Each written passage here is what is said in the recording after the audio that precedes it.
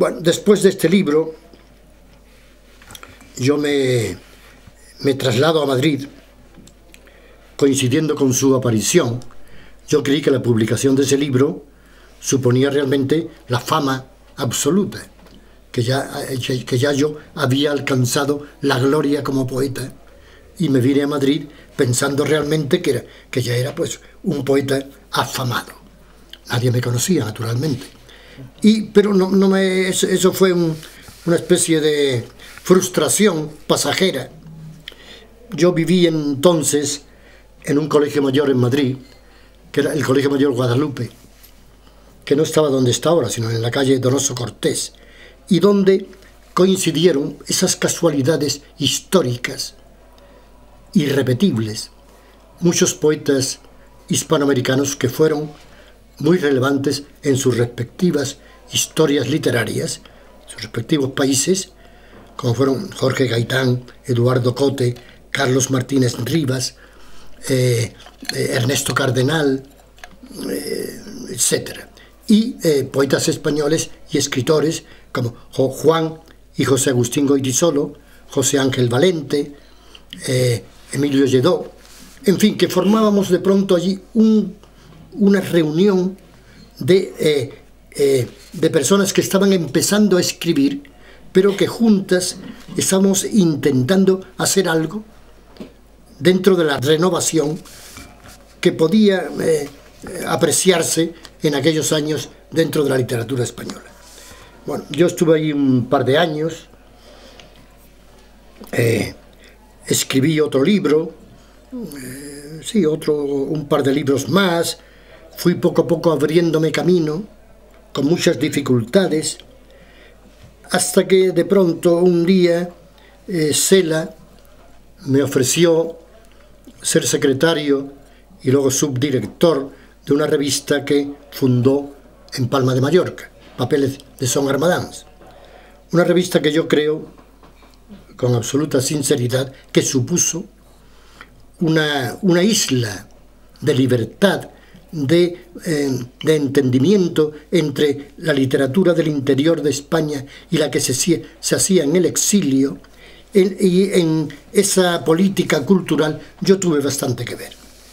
Yo me conecté con los poetas, muchos poetas del exilio, Cernuda, Guillén, Pedro Salinas, y luego escritores, Max Sau, José Gaos, el filósofo, etcétera, etcétera, y todos ellos publicaron en Papeles.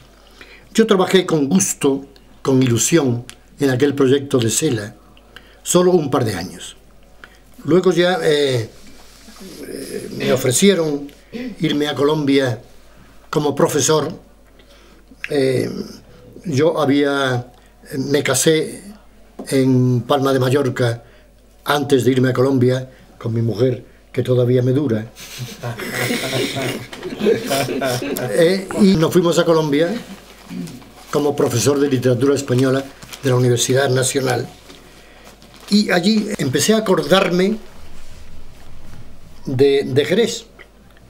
Se conoce que con la distancia se recrudecieron los recuerdos de mi experiencia jerezana dentro del mundo del vino, experiencia familiar y personal, las bodegas, las viñas, que eran para mí muy familiares. Y entonces yo pensé que realmente dentro de lo que se intentaba hacer entonces, porque poco antes de mi ir a Colombia, a Bogotá, habíamos ido a Collur, un grupo de poetas y escritores y novelistas de dentro y del exilio, para conmemorar el 20 aniversario de la muerte de Machado. Y entonces aquel hombre, aquel poeta maravilloso, y sobre todo ese hombre íntegro, de conducta intachable, un republicano que murió republicano, defendiendo la legalidad en aquel éxodo desde Barcelona hasta Collur, donde murió su madre, y todo aquel personaje rodeado de esa atmósfera de decencia, sobre todo de decencia humana. Nos reunió en Collur Y allí más o menos intentamos organizar el grupo del 50, que luego se llamó el grupo o la generación. Yo prefiero llamarlo grupo porque era realmente un grupo dentro de una generación de poetas. Y allí se decidió también apostar por el movimiento del social realismo, es decir, de una literatura históricamente sometida a las necesidades de ser eficaz desde un punto de vista social. Aquello se hizo de una forma un tanto apresurada, me parece a mí, pero en todo caso a mí me quedó la conciencia clara de que yo tenía que contar las cosas de cierta manera para que ese destinatario hipotético de lectores, que podía ser una burguesía ilustrada, un sector estudiantil insurrecto, una vanguardia obrera, que podían ser muy buenos destinatarios de esa literatura. Y entonces yo escribí, repito, en Colombia, se me fueron acumulando los recuerdos de Jerez y escribí mi primera novela, 2 días de septiembre. Esta novela es una novela que yo hoy releo con cierta incertidumbre, porque me parece que está bien escrita, no es ninguna petulancia, me parece que está bien escrita, que tiene un engranaje argumental muy bien construido, pero que es un poco simple en su atmósfera general. Es como la lucha de unas personas que intentan sobrevivir frente a otras que luchan de una forma desaforada, no, o que al revés, que disponen pródigamente de la vida. No es una novela de ninguna manera que haya buenos y malos, ¿no? Pero en todo caso hay cierta tendencia a moralizar, a contar una historia que tenga un fondo ético. Luego, en el resultado final de la novela, yo sigo aceptándolo, aunque cae dentro de las normas del social realismo, no se atiene en absoluto a esa tendencia, sino que hay el autor, en tanto que creador de paisajes, de descripciones del mundo del vino, me parece que todavía eso es válido. Pero en fin, es una novela que muchos amigos consideran que todavía es muy válida, y yo lo dudo. Pero bueno, yo estuve en Colombia 3 años, bueno, casi 3 años, y cuando volví me encontré en una situación un tanto desconcertada. Todavía el franquismo estaba en su época de mayor apogeo y hubo un paréntesis de silencio por mi parte, un largo paréntesis en que no escribí nada. Yo siempre he sido un escritor intermitente, de producción discreta, paso de poco constante. A veces he dudado de que mi vocación literaria sea especialmente consistente, porque de pronto no escribo y no me importa no escribir. Me dedico a otras cosas o no me dedico a nada. Me dedico a la vida contemplativa. Pero desde que publiqué mi primera novela, 2 días de septiembre, hasta que empecé a recuperar otra vez las ganas de escribir, pasó mucho tiempo. Sobre todo yo había pensado que era incompatible la dedicación literaria con la actividad política. En aquellos años, estoy hablando de los años 60, sobre todo de los 60, yo me dediqué bastante a la lucha antifranquista, en la clandestinidad naturalmente, y me pareció que ese trabajo me absorbía tanto que no podía escribir, que no tenía ningún tipo de estímulo para poder escribir. Fue un error, garrafal, porque al cabo del tiempo llegué a la conclusión, que era como ver el cielo por un embudo, que realmente el escritor trasvasará siempre a su obra, aún sin proponérselo, su propia ideología. No hace falta que escriba a partir de esa ideología, sino que realmente mi manera de ser, mi modo de pensar, mis actitudes, mis idearios, mis conductas morales y sociales estarán siempre en mi obra, o en los personajes de mi obra. Y cuando ya llegué a esa conclusión, había pasado bastante tiempo, casi 12 años, que no publiqué nada.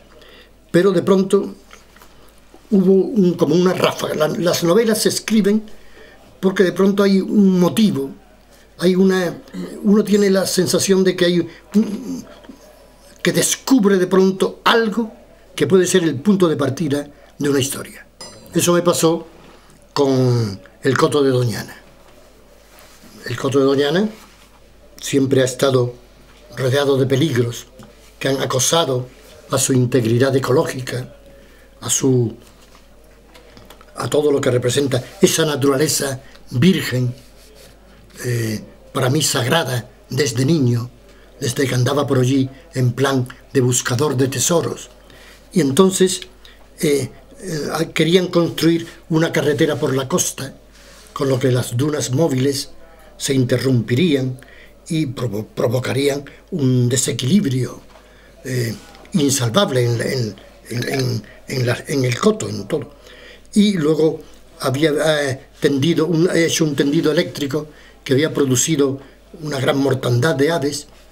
Habían desecado las marismas del norte para sembrar arroz, y todo esto también, los caños arrastraban venenos, y habían construido una inmunda urbanización turística en uno de los sitios más sensibles de la costa de Doñana, que hoy se llama Matalascañas, que realmente el acuífero se fue menguando por la cantidad de agua que necesitaba esa urbanización, etcétera, etcétera. Y todo esto ya realmente, que se había publicado, me provocaba como una especie de indignación personal, como si estuviesen amenazando mi propiedad privada, algo así de solemne.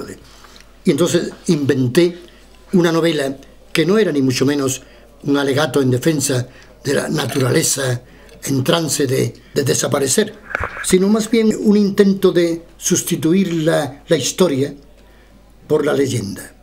Me inventé una leyenda: un extranjero que llega allí, se hace dueño por procedimientos ilícitos de toda la tierra, y que consigue crear un mundo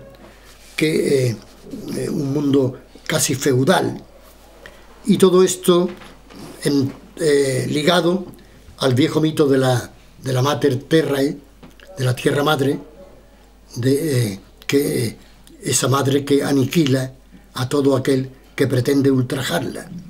Y entonces escribí lo que yo creo que es todavía mi mejor novela, Ágata Ojo de Gato.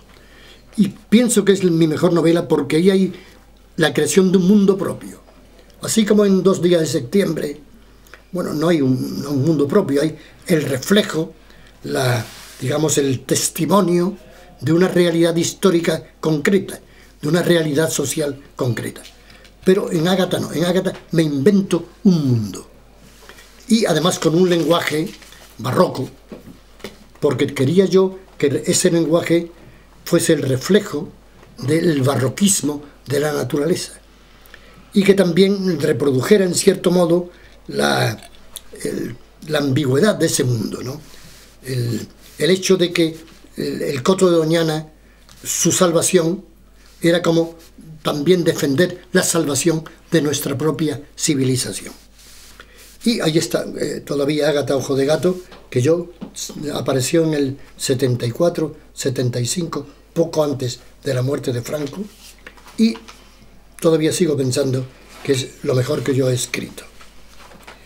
Bueno, y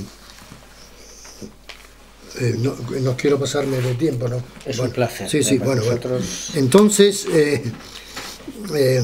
A partir de ahí se producen cambios sustanciales en mi actividad como escritor. Yo me seguía defendiendo el social realismo como algo que tenía una plena justificación histórica, pero que había sido mal aprovechado por casi todos sus cultivadores. No habían simplificado la literatura en beneficio de su mayor difusión. Y eso no me parecía que pudiese mantenerse desde el punto de vista del arte de escribir. Entonces yo no estaba conforme con eso y empecé a basar toda mi novela y toda mi poesía, como había hecho antes, pero de una manera más vaga, en mi propia memoria. Es decir, yo escribía a partir de la memoria, pensando además que la memoria es un factor desencadenante de todo lo que tú has almacenado en tu propia experiencia, y que a partir de ahí es la única forma de poder escribir con sensatez. Bueno, entonces escribí mi primer tomo de memorias. Lo llamé la novela de la memoria, precisamente porque pensaba que uno no puede acordarse de lo que ha vivido con absoluta precisión. Eso se olvida. Nadie se acuerda del niño que fue. Yo puedo aproximarme, tengo recuerdos vagos, intermitentes, aislados, de cosas que hice de niño, pero no de una continuidad argumental. Por ejemplo, en la novela, en este primer tomo, de las memorias, en Tiempo de Guerras Perdidas, yo recupero al niño que fui, pero cuando me olvido del que fui, me invento un personaje presunto, pero que con toda probabilidad se parece mucho a ese niño del que yo intentaba contar cosas. Este primer tomo llega desde mis primeros recuerdos infantiles, el descubrimiento del mar, la aparición del mundo, el descubrimiento del mundo. Yo creo que uno cuando descubre el mundo, de pronto uno piensa que ya eso es para siempre el compendio simbólico del mundo y que te va a servir siempre como punto de partida para contar aspectos de tu propia vida. Bueno, este primer tomo de mis memorias apareció, lo inicié yo desde por un episodio novelesco. En mi familia, en la rama de mi segundo apellido, de Bonal, pues había en aquellos años 5 acostados. 5 miembros de la familia Bonal, de primer apellido, que a los 45 años habían decidido acostarse y pasar la vida en la cama, porque no les parecía que había otro sitio mejor. Abandonaban los negocios.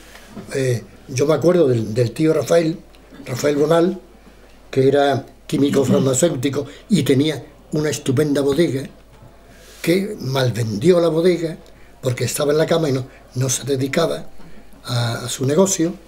La farmacia cayó en manos de los mancebos y fue una ruina. Mi abuelo le ocurrió algo parecido. 2 tías mías y un primo, 5 en total, estaban acostados. Y a mí eso me pareció que era una cosa realmente muy literaria. Y empecé a contar esa historia familiar, y ese fue el capítulo que hoy en la novela en la memoria, Tiempo de Guerras Perdidas, es el 5 o 6, quinto o sexto, pero que fue el primero que escribí, porque me pareció el más literario. Y entonces con esto quiero decir que lo que yo quería escribir no era una historia de mi vida, que eso no le puede, ¿a quién le importa lo que a mí me ocurrió o me dejó de ocurrir de niño y adolescente? ni a mí siquiera me importa mucho. El capítulo sexto. Capítulo sexto. Sexto, ¿no? Sí, sí. Y entonces me inventaba todo eso, ocupaba los espacios de olvido con la invención. Y algo por el estilo ocurrió en el segundo tomo, que es muy distinto, que es algo distinto a la costumbre de vivir, porque ya hay, aunque se llama la novela de la memoria, ya hay los episodios que ocurren, están más cercanos, yo me acuerdo más de todo eso, y por lo tanto tiene otro carácter, más de biografía, de autobiografía.